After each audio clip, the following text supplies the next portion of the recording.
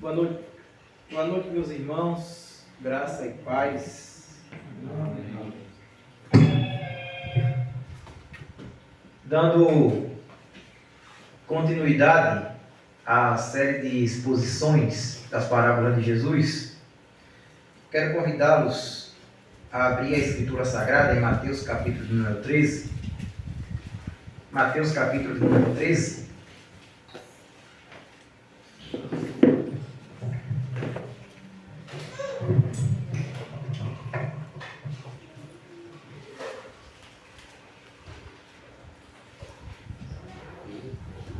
Hoje nós vamos falar da parábola do joio e do trigo. Versículos do 24 até o 30.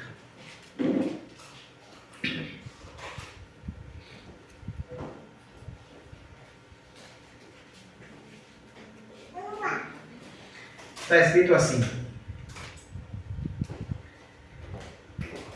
esta foi outra parábola que Jesus contou. O reino dos céus é como um agricultor que semeou boas sementes em seu campo. Enquanto os servos dormiam, seu inimigo veio, semeou joio no meio do trigo e foi embora. Enquanto a plantação começou a crescer, quando a plantação começou a crescer, o joio também cresceu. Os servos do agricultor vieram e disseram: o campo em que o Senhor semeou as boas sementes está cheio de joio. De onde ele veio? Um inimigo fez isso, respondeu o agricultor. Devemos arrancar o joio? Perguntaram os servos. Não, respondeu ele. Se tirarem o joio, pode acontecer de arrancarem também o trigo. Deixem os dois crescerem juntos até a colheita. Então direi aos ceifeiros que separem o joio, amarrem-no em feixes e queimem-no, e depois guardem o trigo no celeiro. Só até aí. Feche seus olhos, pôs sua cabeça e vamos orar. Senhor, nós te louvamos uma vez mais por mais uma oportunidade de estarmos reunidos neste domingo para o louvor da sua glória.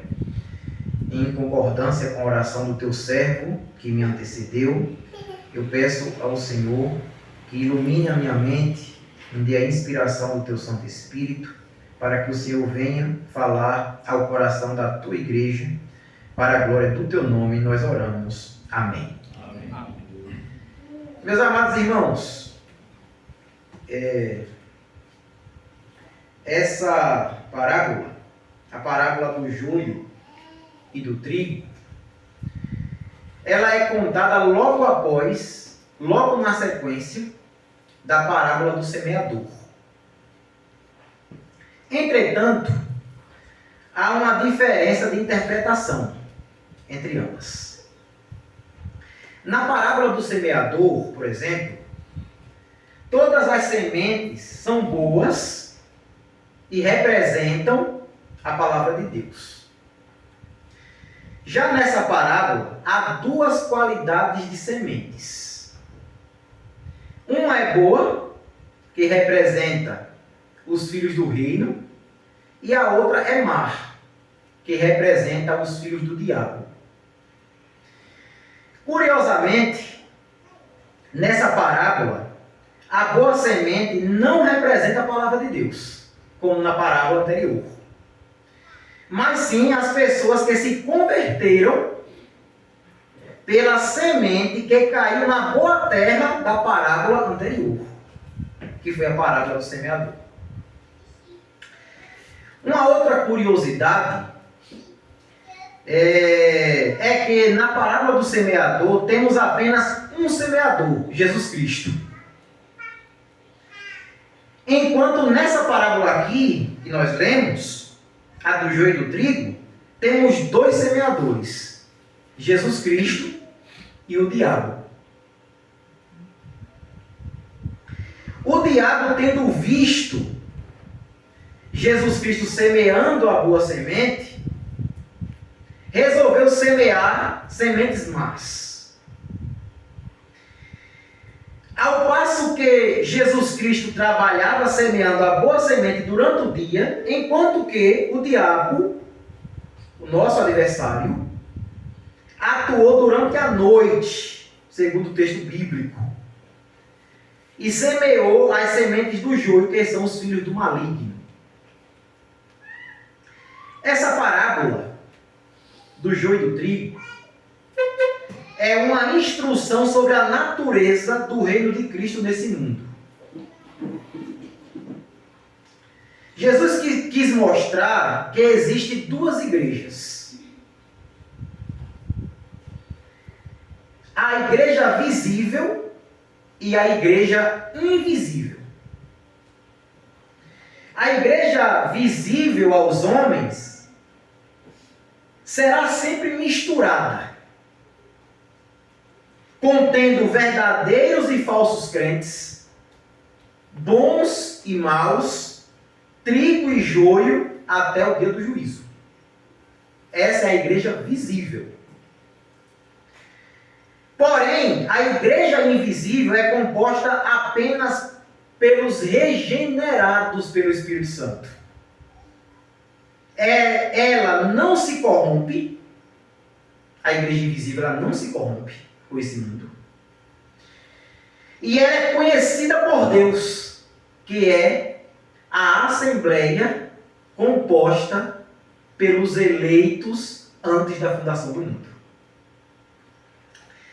Pois bem, Cristo aqui adverte que a igreja, enquanto peregrina nesse mundo, não será livre da mistura com os maus. Tendo em vista essa introdução, vamos ver o que é que o texto bíblico tem a nos apresentar nessa noite. A partir do verso 24, eu gostaria que os irmãos me acompanhassem, se possível. No verso 24, o campo aqui apresentado no texto é o mundo e também a igreja visível. Veja o que é que o texto diz. Esta foi outra parábola que Jesus contou. O reino dos céus é como um agricultor que semeou boas sementes do seu campo.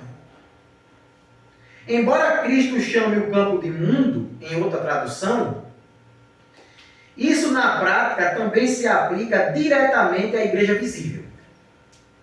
A igreja que está vista aos olhos humanos. E é nessa igreja que o evangelho do Senhor é semeado. O mundo, meus irmãos, que aparece no texto, o mundo é o cenário onde Deus espalha a sua palavra. Mas a igreja é o campo mais visível, onde o joio e o trigo convivem lado a lado. Aonde o joio e o trigo estão mais próximos é na igreja. O campo que é dito aqui no texto por Jesus não é a igreja, mas a igreja está dentro desse campo, que é o mundo. O trigo e o joio crescem juntos no mundo, convivendo lado a lado. Isso inclui a igreja visível. Ou seja, na igreja visível existem salvos e não salvos. Existem bons e existem maus. Existem pessoas perversas e pessoas amorosas. E é sobre isso que essa parábola vai tratar. Nos versículos 25 e 26, Jesus diz o seguinte: enquanto os servos dormiam, seu inimigo veio, semeou joio no meio do trigo e foi embora. Quando a plantação começou a crescer, o joio também cresceu. Esses dois versículos está falando que o joio é plantado pelo diabo durante a noite, o momento em que os servos do Senhor estão dormindo. Pois bem, o joio aqui no texto, ele não surge por acaso. Não é do nada. Mas é resultado da ação deliberada de Satanás. Satanás, ele é o agente que planta o joio no meio do trigo. Ele que é o agente. O diabo ele é o autor dessa corrupção no meio da igreja visível. Ele é o autor. Ele se esforça para corromper a boa semente, o trigo, que representa os filhos de Deus. Como? Como é que ele faz isso? Semeando falsos crentes no meio da igreja. Semeando pessoas da mentalidade religiosa no meio da igreja. E semeando pessoas hipócritas, que professando a fé é uma coisa e a sua conduta diz outra. Esse é o hipócrita. Então é dessa forma que o diabo tenta corromper a igreja. É lançando no meio dela pessoas assim. Outra coisa também, outra forma do diabo tentar corromper a boa semente, corromper o trigo, é através dos falsos mestres, que corrompem a verdade do Evangelho. O diabo pode estar semeando o joio em seu coração através dessa tela. Você se expondo a falsos ensinos.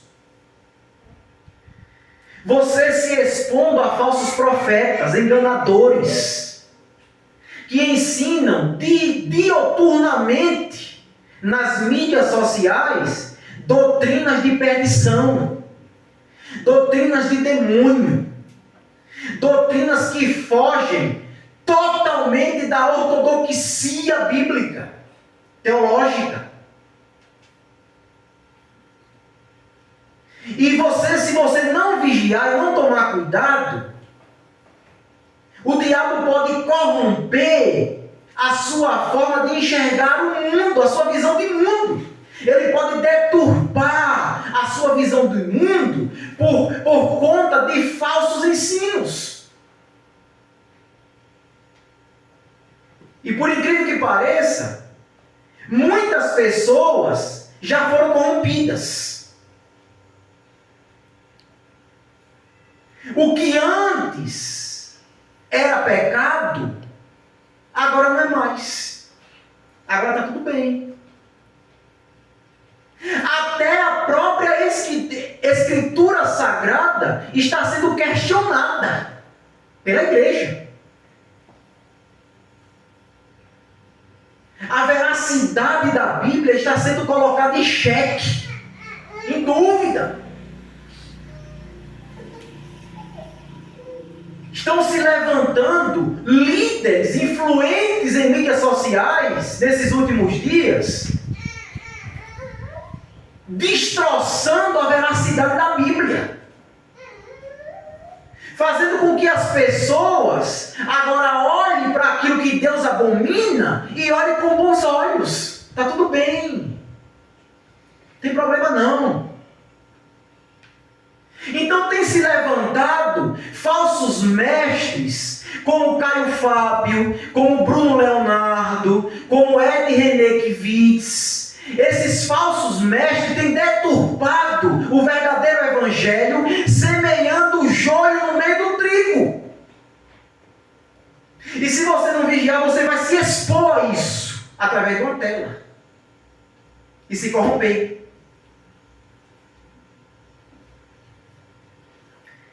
Aí começa a questionar as exposições bíblicas da sua igreja local. O pastor, o obreiro está sendo muito radical. Para que isso? Glória a Deus. A mente começa a se corromper. E quem faz isso é o diabo. Jesus disse que quem semeia o joio no meio do trigo é o diabo. O diabo, ele é o senhor desses falsos profetas. Outra coisa também, escândalos morais e doutrinários, que confundem os fiéis e afastam os ímpios do Evangelho de Cristo.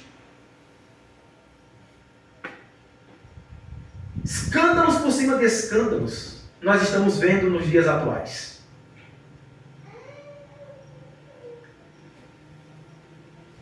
É ou não é? Quem que está por trás disso? O diabo.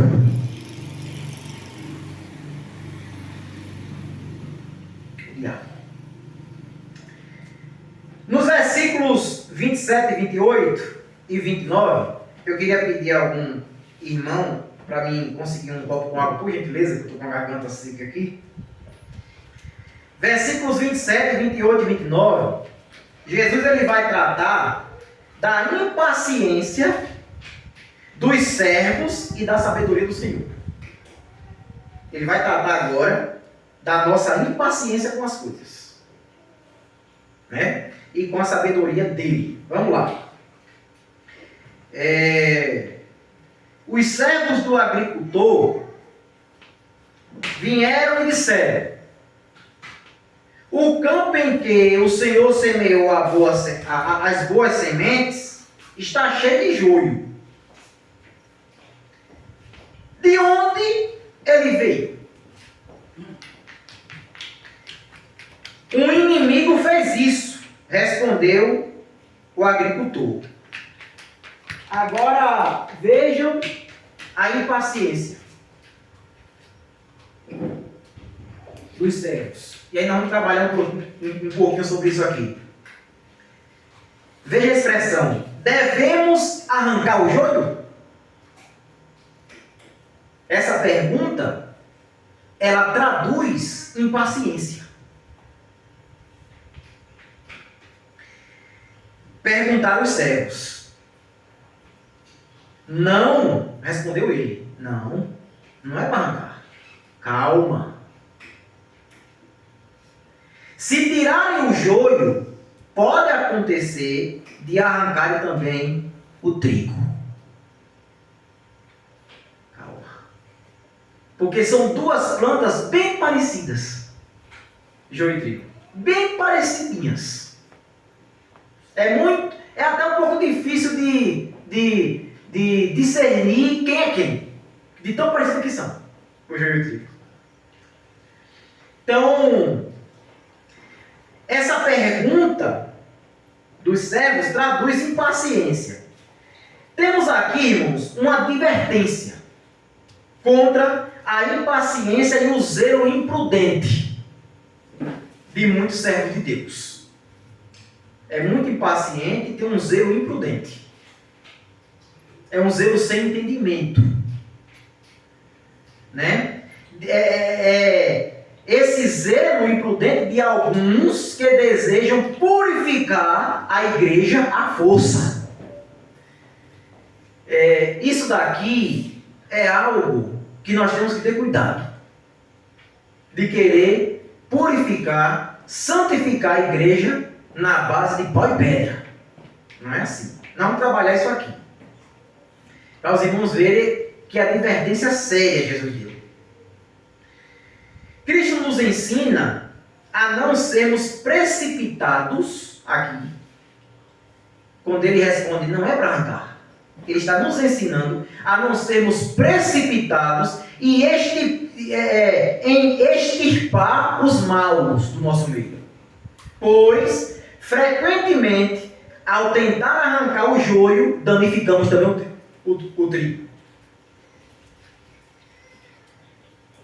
Quando esse zelo é exagerado de querer purificar a igreja, de querer arrancar o mal do meio de nós, a gente pode também ferir e machucar o trigo.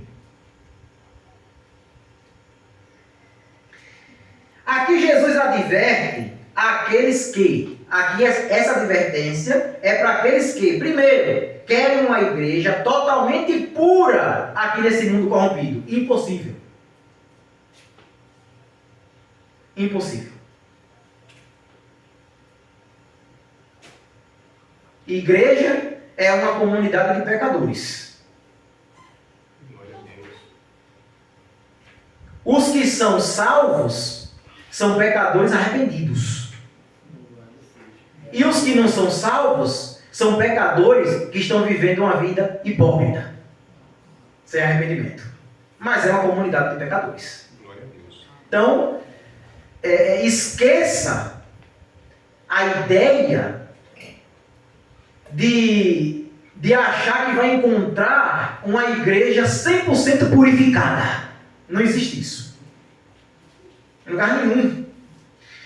Segundo, essa advertência é para aqueles que julgam e excluem pessoas sem critérios fundamentados nas Escrituras e sem discernimento espiritual.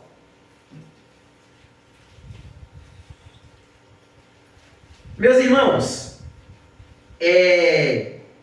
a igreja, Deus deu à igreja a autoridade de disciplinar. Tem que haver disciplina na igreja. Toda igreja séria, disciplina. Tem que haver exclusão, se necessário, sim. Isso é chamado na teologia de cirurgia. A igreja, ela é semelhante a um corpo. Quando uma parte do corpo apodrece ao ponto de não servir mais, o que é que acontece? Tem que ser amputada. Tem que ser arrancada do corpo. Isso é exclusão. Tem que haver, se necessário? Tem. Só que essas coisas devem ser feitas com critérios bíblicos. Não é baseado naquilo que eu quero, naquilo que eu penso e naquilo que eu acho que deve ser. Existem critérios bíblicos sérios que a igreja deve adotar para tomar tais medidas, se assim necessário. A disciplina e a exclusão. Mas tem que haver. Se tiver necessidade, tem que haver. Agora, o que Jesus condena é fazer isso de forma precipitada, sem critério e sem fundamento bíblico. Aí Jesus condena. Né? Então, outra coisa, outra advertência que Jesus deu aqui, né, para aqueles que querem uma igreja 100% purificada, é o seguinte: são pessoas que buscam a igreja sem pecadores. Querem uma igreja que não tem pecador, parece. O que é impossível nesse mundo caído em delitos e pecados. Eu separei aqui, olha irmão, nem a igreja primitiva era perfeita. A igreja do primeiro século. Eu separei aqui pelo menos 10 situações de pecados pesados da igreja primitiva e eu vou ler para os irmãos. Rapidinho. Se os irmãos quiserem anotar o texto para ler em casa, fica à vontade. Vejam só o que é que a Bíblia diz. sobre essa igreja. A igreja primitiva, meus irmãos, era cheia do Espírito Santo, era uma igreja cheia do Espírito Santo, não dá para ninguém contestar isso, está na Bíblia, mas não era perfeita. A Bíblia, ela resiste a isso aqui que eu vou falar, né? Falhas, pecados e falhas nessa igreja. Por exemplo, primeiro, mentira e hipocrisia. Ananias e Safira. Atos capítulo 5, do 1 ao 11. Eu não vou ler o texto para a gente ganhar tempo. Ananias e Safira, eles foram hipócritas e mentiram. E eram da igreja. Eles mentiram sobre a oferta entregue e tentaram parecer mais espirituais do que realmente eram. Então, o pecado deles foi hipocrisia, mentira e falsa religiosidade. Isso na igreja primitiva. Uma igreja cheia do Espírito Santo, uma igreja bíblica, uma igreja fundamentada na doutrina dos apóstolos, né? Uma igreja que orava infinitamente mais do que nós, uma igreja que estudava a Bíblia muito mais do que nós, que perseveravam todos os dias no templo, na doutrina dos apóstolos. Era uma igreja poderosa, mas não era perfeita. Tinha problema. Aí vamos lá. Segundo, murmuração e divisão interna. Atos 6:1. Até murmuração tinha. As viúvas helenistas reclamaram que estavam sendo negligenciadas. Qual é o pecado aqui? Parcialidade, favoritismo, divisão cultural e acepção de pessoas dentro da igreja. Terceiro, comprar ou vender o dom de Deus. Atos capítulo 8, versículos 18 ao 23. Simão, o mágico, tentou comprar o poder do Espírito Santo. Qual foi o pecado? Ganância espiritual, manipulação, interesse financeiro, fazer da obra de Deus negócio. Isso daí está escancarado diante de nós nos dias atuais. Escancarado. Quarto, outra coisa que está escancarado diante de nós: legalismos e imposição de cargas humanas. Atos capítulo 15, versículos do 1 ao 5. Alguns judaizantes, da religião judaica, queriam exigir circuncisão e a lei de Moisés para a salvação. Qual era o pecado? Legalismo e salvação por obras. Isso aí está cheio por aí. Tem problema.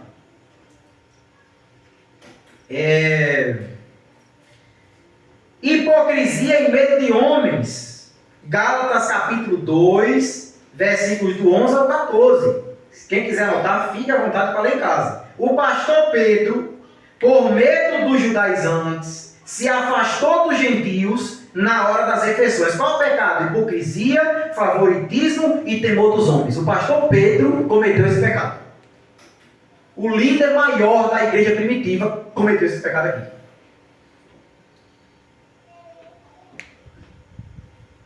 Tá vendo? Sexto, abusos na ceia do Senhor. Até na ceia tinha problema na igreja primitiva. 1 Coríntios capítulo 11, do verso 17 ao 34, você vai ver isso. O que é que acontece? Os mais ricos comiam e bebiam sem esperar os pobres, causando humilhação na igreja. Qual o pecado? Egoísmo, falta de amor e desprezo pelos irmãos. Tinha isso na igreja primitiva. 7. Imoralidade sexual tolerada na igreja. 1 Coríntios capítulo 5, 1 e 2, os versos. Um homem, um jovem, tinha um relacionamento sexual com sua madrasta, com a esposa do pai, todo mundo da igreja. E a igreja não tratou o pecado do rapaz. Qual foi o pecado? Imoralidade e conivência. A igreja estava tolerando até que Paulo chegou e tratou do pecado. E o resultado foi, o jovem não se arrependeu e Paulo expulsou, junto com a comunidade, expulsou ele do meio da comunidade. E disse para todo mundo, esse jovem está entregue a Satanás. Né? Esse entregue a Satanás é um eufemismo para dizer que tem que entregar ele ao mundo, porque o mundo jaz no maligno. Então, Paulo tratou isso daqui, mas tem mais, para vocês verem que não existe igreja perfeita. Processos judiciais entre irmãos. 1 Coríntios 6, do 1 ao 8. Crentes estavam levando uns aos outros aos tribunais do mundo, brigando e indo para a justiça. Imagina aí. Qual é o pecado? Falta de perdão, falta de sabedoria e falta de bom testemunho. Tudo isso na igreja? Sim. Tudo isso na igreja. Abuso dos dons espirituais. Até isso tinha, até hoje tem. 1 Coríntios capítulo 12, capítulo 13 e capítulo 14. Paulo vai tratar sobre isso. Havia desordem, competição, exibicionismo com os dons, como de línguas e profecia. Existia isso daí. Qual era o pecado? Orgulho espiritual, confusão, falta de amor. É aquele pecado do orgulho espiritual. Né? Eu tenho um dom, então eu sou superior ao meu irmão que não tem o dom que eu tenho. Tinha isso na igreja do primeiro século. E 10, para encerrar, para não ficar muito longa a lista, que é grande. Para quem procura uma igreja 100% perfeita, a lista é grande, de coisa errada. Né? 10, negligência doutrinária. Gálatas capítulo 1, versos 6 ao 9. E Colossenses capítulo 2, verso 8. Algumas igrejas estavam se desviando do evangelho por falsas doutrinas. Pecado, desvio doutrinário, falta de vigilância. Então, queridos amados irmãos, não busque uma igreja perfeita que não existe. Busque uma igreja bíblica. Ser bíblica, ser séria, ser comprometida com a Escritura não é sinônimo de ser perfeita. É duas coisas distintas. Então, meus irmãos, somente Deus pode julgar perfeitamente o coração. A função da igreja é pregar, corrigir e disciplinar com sabedoria. Essa é a função da igreja. Mas não eliminar os falsos na força, sem critério. Não é assim que a Bíblia ensina. E verso 30 da parábola, Jesus agora vai falar do juízo final. Verso 30 diz assim: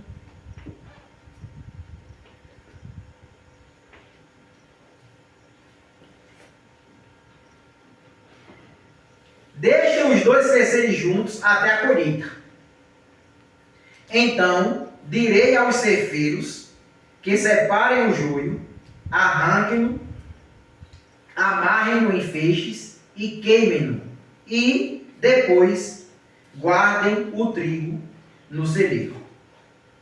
O verso 30, Jesus aqui está mostrando o seguinte: ele reserva para si, ele mostra aqui que ele reserva para si o julgamento final. É com ele. Até lá, vamos suportar a mistura do joio com o trigo. Você vai ter que suportar essa mistura. Não tem jeito. Nós vamos conviver nesse mundo e até mesmo na própria comunidade. Nós vamos conviver com pessoas más, cheio de maledicência. Vamos ter que conviver. Então nós precisamos conviver com essa mistura entre o joio e o trigo, esperando com paciência a separação que Jesus Cristo fará. Um dia Jesus vai fazer a devida separação. A colheita, onde Jesus trata aqui nesse versículo, a colheita é o fim dos tempos. E os ceifeiros aqui são os anjos. É quem vai vir fazer a separação no dia do arrebatamento.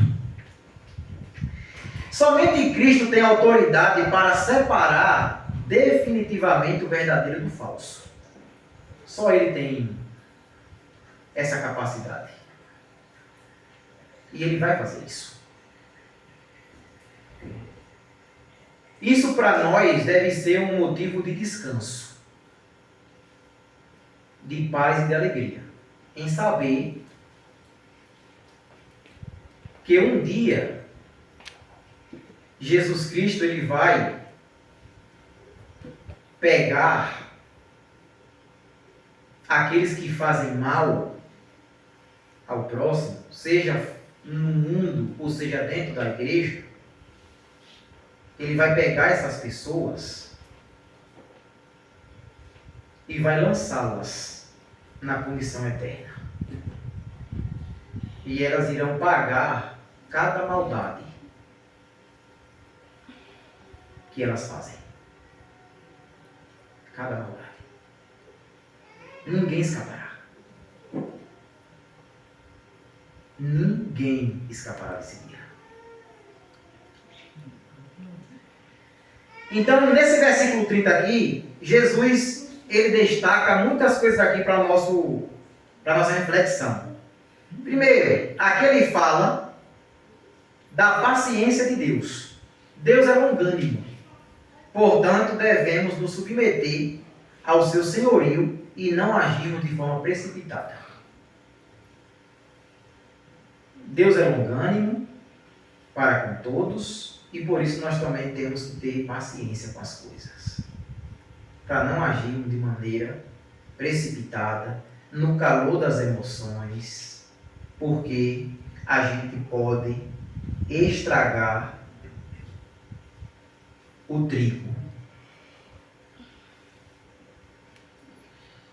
Segunda coisa que Jesus destaca no verso 30 é a certeza do juízo final. Um dia Deus julgará o mundo com rigor e justiça. A Bíblia diz que o juízo de Deus será sem misericórdia. Irmão, se já é sofredor, se já dói demais, já machuca demais viver nesse mundo caído, aonde ainda a misericórdia de Deus está atuando, a graça de Deus está atuando, o amor de Deus está atuando, a ira também está. Agora imagine quando todos esses aspectos do caráter de Deus ser deixado de lado e ele usar somente a sua ira, a sua cólera. Esse dia vai chegar. E eu falo para os irmãos com toda sinceridade do meu coração. Isso para mim é um motivo de alegria. O juízo final. É um motivo de alegria.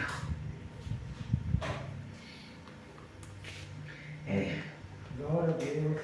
Aleluia. Outra coisa que Jesus destaca aqui é o consolo dos justos, que verão o reino de Cristo triunfar. O reino de Deus vai alcançar seu objetivo final, que é a glória eterna. E a igreja verdadeira participará disso ao lado de Cristo. A igreja invisível será participante da glória de Cristo. Isso também é motivo de alegria. Quarto, os fiéis, os salvos, os eleitos, os crentes verdadeiros serão oprimidos agora pela presença dos maus. Mas eles devem esperar com firmeza o dia em que brilharão com o sol no reino de seu Pai.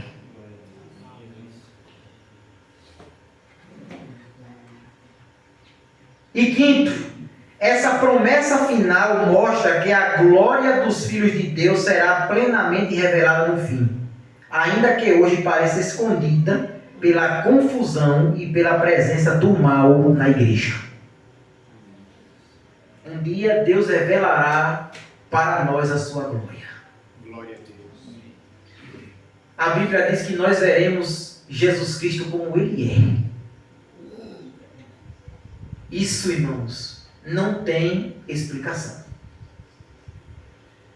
Quando Jesus voltar, os verdadeiros crentes que sofrem com a maldade dos maus, fora e dentro da igreja, um dia eles vão ouvir da boca de Jesus: vinde, benditos do meu Pai, para o descanso que eu vos preparei desde a fundação do mundo. Glória a Deus.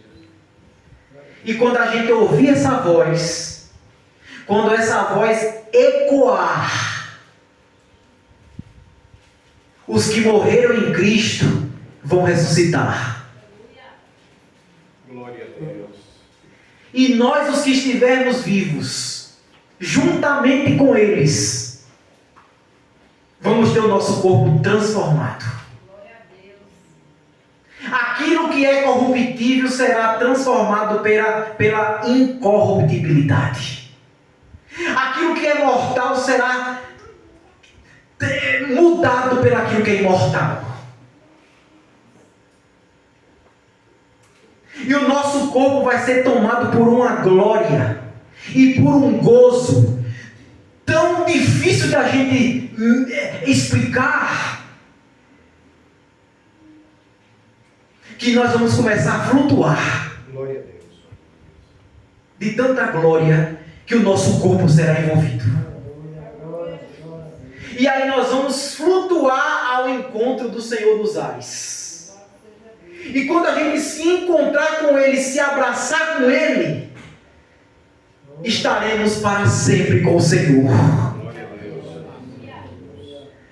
Mas aqueles que são falsos, que são maledicentes e que faz mal ao próximo, vai ouvir da boca de Jesus: apartai-vos de mim, malditos, porque eu nunca te conheci.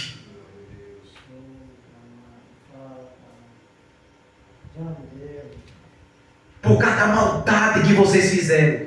Eu tive fome e vocês não me deram de comer. Egoístas. Eu tive sede e não me deram de beber. Gananciosos. Eu tive nu e não me vestiram. Nunca se importou de partir o pão. Fui estrangeiro e não me hospedaram. Estava doente e não me visitaram.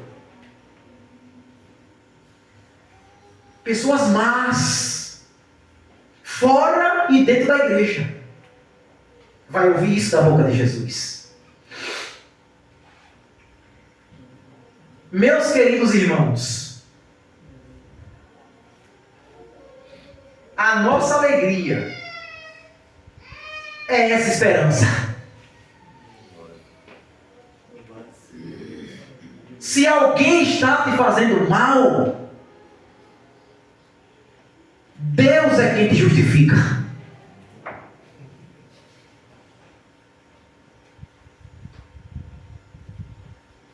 É Deus quem vai batalhar por você. Glória a Deus. Apenas ore por essa pessoa, para Deus ter misericórdia da alma dela.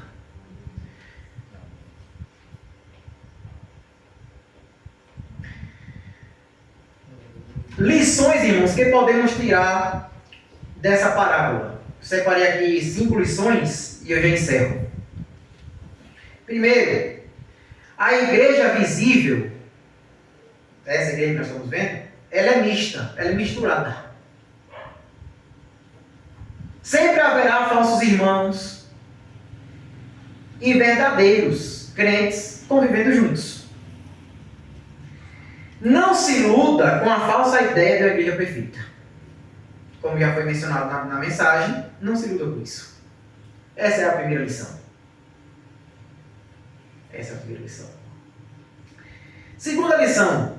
Não devemos ser impacientes nem violentos ao julgar uma causa. Não pode ser com impaciência e com violência, com arrogância, com truculência, não. É devagar, com critério. Temos que julgar segundo a reta justiça, porque a purificação total e final pertence somente a Cristo. Quando ele voltar, ele vai purificar a igreja. Totalmente. Terceiro, o diabo, ele atua dentro da igreja, no coração dos falsos crentes. Palavra forte essa, né? Mas é verdade. Jesus que falou, fazer o quê, né? O diabo atua dentro da igreja, no coração dos falsos crentes. Não tem como correr.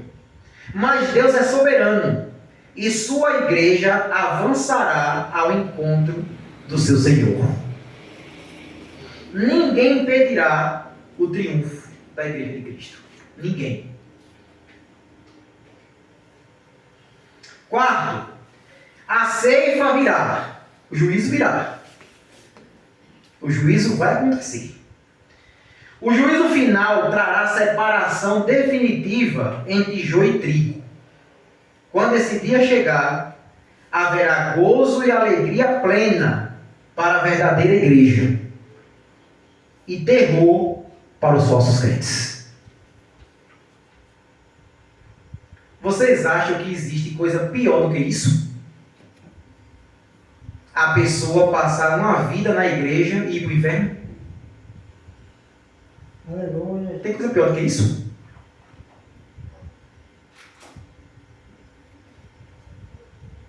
Alex, isso vai acontecer? Poxa, e muito. E muito. De pastor a porteiro. De pastor a porteiro, o inferno está cheio.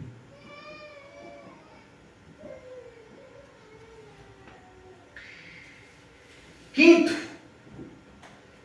os crentes devem perseverar com paciência e fé. O nosso Senhor prometeu que viria nos buscar e Ele está perto.